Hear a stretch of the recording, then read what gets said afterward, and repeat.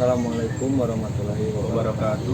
Alhamdulillahirabbil alamin wa bihi nasta'in ala umuri wala alihi wasahbihi ajmain.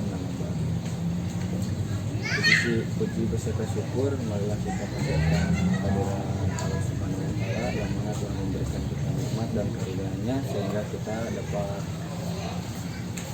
melakukan tugas manajemen syariah yang wali dosennya sama Pak Dudu dan di dosen pengampunnya sama Pak Fuad. Untuk materi yang akan saya sampaikan, yang pertama paradigma pemasaran, dan yang kedua the 10 Traders of Compassionate Marketing, dan yang ketiga Muhammad SAW sebagai pengantar syariah, dan yang keempat the principal customer experience, dan yang kelima sifat-sifat pemasaran yang bisa menangani pelanggan, dan yang keenam cara yang seharusnya dilakukan untuk mengatasi keberatan dari pelanggan. Dan saya dari kelompok 12 akan dari kelompok 10, nama saya Reksa Tiana, dan ini Muhammad Ahmad Riksan. kami dari kelompok 10 akan mempresentasikan hasil riset dan analisis tentang manajemen syariah. Yang pertama, paradigma pemasaran. Ada 4 karakteristik syariah marketing yang dapat menjadi panduan bagi para pemasar dan lain. Yang pertama, teistis, rabani. Jiwa seorang syariah marketer meyakini bahwa syariah yang tesis atau bersifat umumnya adalah yang paling adil, paling sempurna, paling selaras dengan segala bentuk kebaikan, paling dapat mencegah segala bentuk kerusakan, paling mampu mewujudkan kebenaran, memusnahkan kebatilan, dan menyebarluaskan kemaslahatan. Untuk yang kedua, etis, akhlakiyah. Keistimewaan lain dari syariah marketer selain karena teistis, juga karena ia sangat mengedepankan masalah akhlak. Yang paling utama moral dan etika dalam seluruh aspek. Yang ketiga, realistis, yaitu al-waqiyah.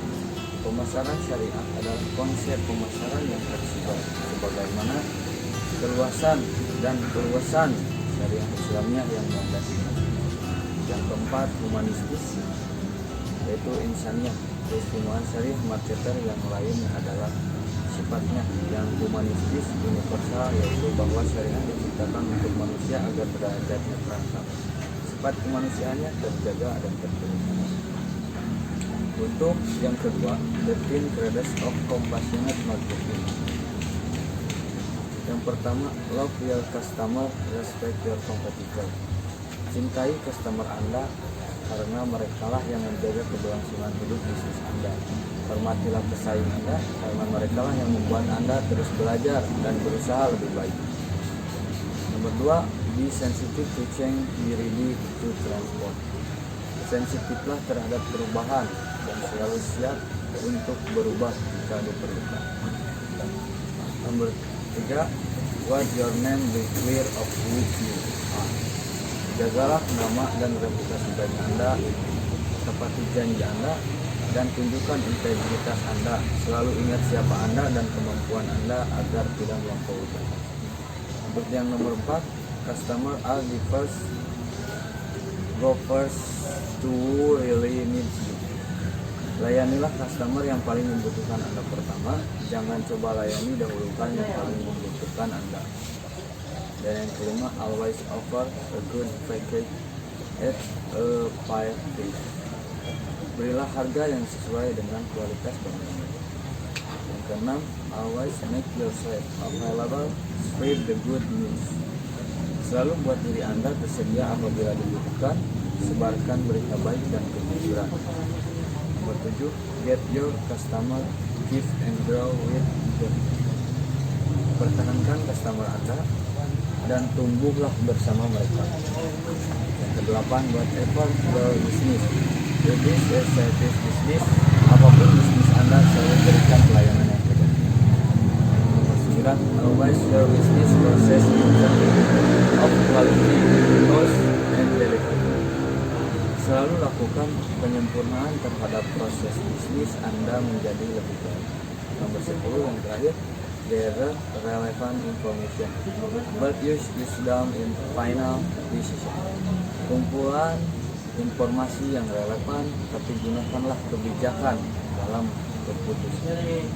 Untuk yang sebab nomor 3, Muhammad Shallallahu Alaihi Wasallam sebagai unsur syariah pemasar syariah. Nomor 1, menjadikan jujur sebagai brand bisnis. Sikap jujur ini beliau tunjukkan kepada pemasok dan juga pembeli dagangan beliau, yaitu dengan menjelaskan kelebihan dan kekurangan barang yang dijual oleh beliau kepada pelanggan. Nomor 2, menyayangi pelanggan. Pelanggan atau pembeli adalah raja. Demikianlah prinsip dalam berbisnis manajemen pemasaran saya. Yang ketiga, bedakan jenis produk. Rasulullah SAW juga memberikan contoh kepada kita agar memisahkan antara barang yang mempunyai kualitas baik dan yang mempunyai kualitas kurang baik. Selain itu beliau juga membedakan harga sesuai dengan kualitas produknya. Dalil Al-Quran yang berkaitan dengan pemasaran syariah ini terdapat dalam Quran surat An-Nisa ayat 29 yang Allah berfirman, A'udzubillahi minasyaitonirrajim, bismillahirrahmanirrahim. Ya ayyuhalladzina amanu la taqulu amwalakum bainakum bil batili illa an takuna tijaratan an taradin wala taqtulu anfusakum innallaha kana bikum rahim. Sadaqallahu alazim. Yang artinya, wahai orang-orang yang beriman, janganlah kamu saling memakan harta sesamamu dengan jalan yang batil, kecuali dengan jalan perniagaan yang berlaku dengan suka sama suka di antara kamu. Dan janganlah kamu membunuh dirimu, sesungguhnya Allah adalah Maha Penyayang kepadamu. Quran surat An-Nisa ayat 29. Yang keempat adalah the principal customer instinct. Sikap negatif atau tindakan aktif.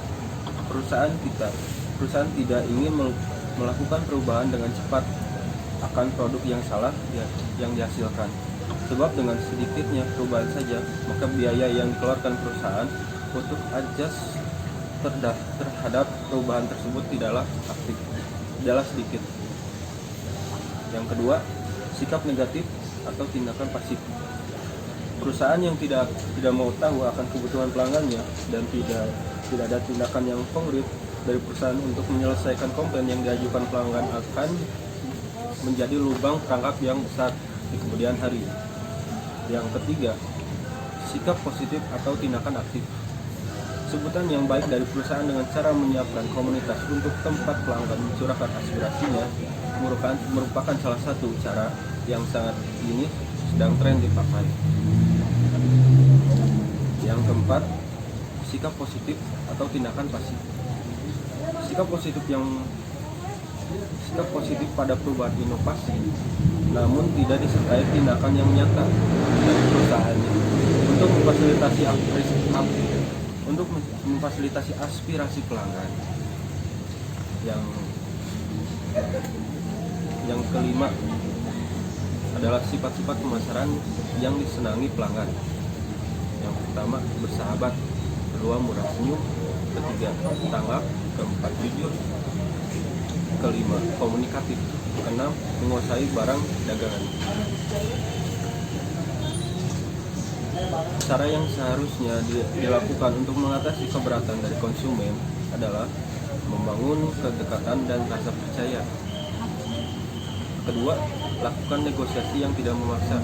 Jadi tidak ada yang tidak diinginkan.